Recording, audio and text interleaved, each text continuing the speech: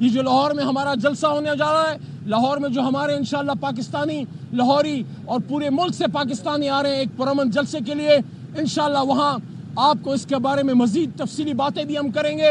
لیکن یہ دوبارہ کہنا چاہتے ہیں، لاہور کا جلسہ بھی ہمارا حق ہے اور یہ تحریک انصاف کا حق ہے کہ اس کا لیڈر باہر آئے اور اس کو اس کا مینڈیٹ واپس دیا جائے۔ اس طرح کی غیر آئینی ترامیم کر کے آپ نہ تو اپنے اقتدار کو دوام دے سکتے ہیں، نہ کسی شخص کو کسی عہدے پہ مزید آپ طوالت دے سکتے ہیں۔ کرم ہے اللہ نے تحریک انصاف کو مضبوط رکھا، ہمارے ممبران مشکل حالات میں کھڑے رہے، مضبوط رہے۔ میں ان کو سلام پیش کرتا ہوں اور میں شکریہ ادا کرتا ہوں تحریک انصاف کے تمام ہمارے لاکھوں کروڑوں ووٹر سپورٹر ورکر کو، جنہوں نے ہمیں سپورٹ بھی کیا اور جن کا پریشر بھی تھا پیچھے کہ عمران خان اگر جیل میں ہے تو کوئی یہ نہ سمجھے اس کے ووٹ کا محافظ اس کا ورکر ہے، کوئی پارلیمنٹیرین سوچ بھی نہیں سکتا۔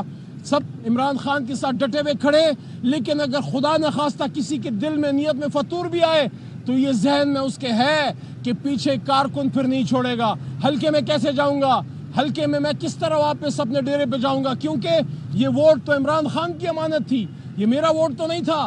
یہ تو کارکن گلی گلی کریا پھرا اور عمران خان کے نام پہ ووٹ لے کے آیا اور زید بکر عمر کو جتا کے پارلیمان میں بھیج دیا۔ یہ تو ہمارا ووٹ تھوڑی ہے۔ تو اس وجہ سے یہ جو پچھلا ہفتہ 10 دن گزرے میں سمجھتا ہوں امتحان کے تھے، لیکن اللہ نے ہمیں سرخرو کیا ہے۔ لیکن ہم نے آرام سے نہیں بیٹھنا، کیونکہ چور چوری سے جائے لیکن سینہ زوری سے بھی نہیں جاتا اور باقی کاموں سے بھی جائے وہ نہیں جاتا، ہیرا پھیری سے تو بالکل نہیں جاتا۔ تو یہ لوگ باز نہیں آئیں گے، یہ اپنی اس حرکت کی طرف دوبارہ آئیں گے۔ لیکن ہم نے بھی انشاءاللہ چست اور ہم نے بالکل بیدار رہنا ہے۔ اور یہ بھی بتا دیں